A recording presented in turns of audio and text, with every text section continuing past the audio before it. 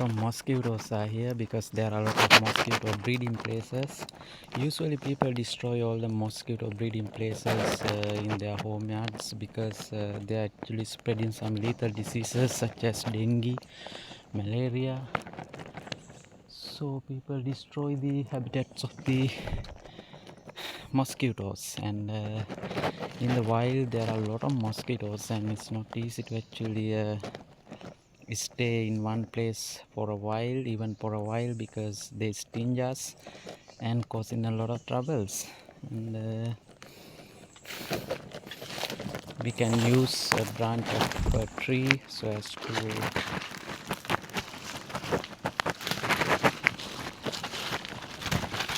to prevent them from reaching our body.